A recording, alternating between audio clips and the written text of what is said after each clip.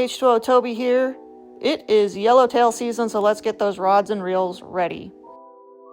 Step 1, unspool your reel. I'm using a really old drill bit that I will never use again. Tied it up with that old braid and just started ripping, and you can see it's working quite well.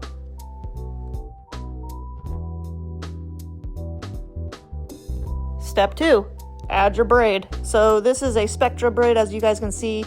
It is a 50 pound, but the diameter is actually equivalent to a 12 pound, so that's why I love Spectra. Of course, went with the yellow for Yellowtail, because, okay, well, in all honesty, I only went with the yellow because they didn't have any other colors, so there's that. Step 3, you're gonna go ahead and make sure that braid goes right through the guide of your reel, if you guys have a guide. Some reels don't. But if you do have one, just make sure you get it through that guide. Otherwise, it's just going to be a big mess. Once you finally get it through, I like to wrap it around my spool 2 or 3 times. Once that happens, then we will go ahead and fasten it by using the arbor knot. If you don't know how to tie this knot, well, subscribe to the channel. And also check out some previous videos because I actually teach you step by step on how to tie this knot. So it's a really good knot for, honestly, not just your spools, but for other items as well. And again, if you check out the channel, I'll show you some other applications for it.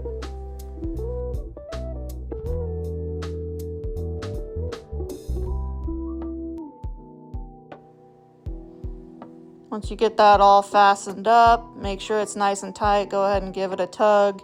Make sure it's not slipping.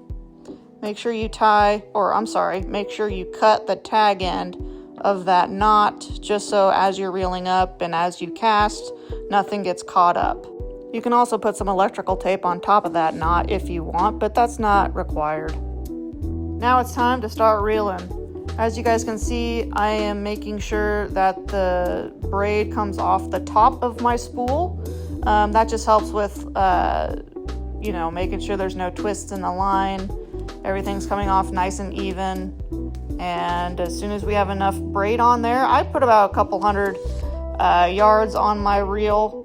And now it's time for the top shot. I am using a 40 pound monofilament top shot. You can use the fluorocarbon as well, but for this setup, I am choosing the 40 pound mono.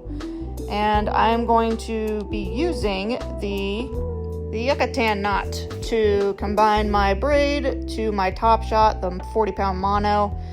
I don't mean to sound like a broken record, but if you want to step-by-step on this knot, well, guess what? You can subscribe to the channel and you can see my step-by-step video on how to tie this Yucatan knot. Very simple, very strong, and I run it on a lot of my setups. So there you can see what it looks like when you have it all cinched up. Don't forget to cut off your tag ends.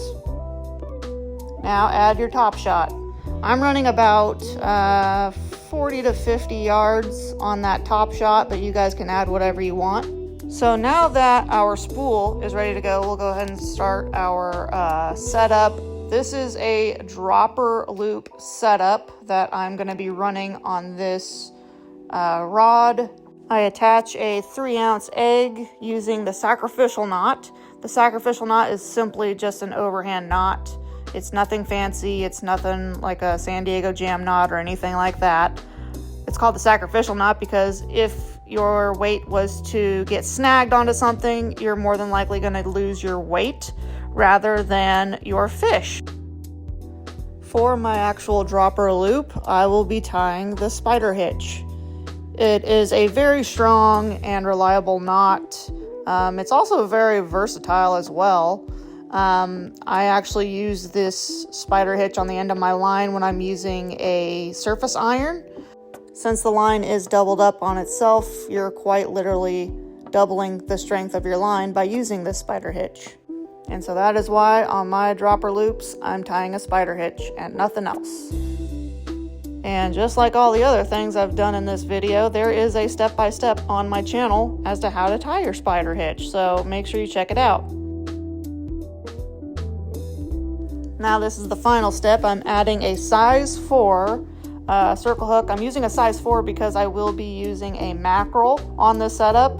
If you're using an anchovy or a sardine, then yes, you would want to use a size 2. This rod is ready for yellowtail, so I'm just going to go ahead and attach my hook to the hook keeper on my rod. I'm going to go ahead and take the weight and wrap that around my reel, just so it's not banging things around.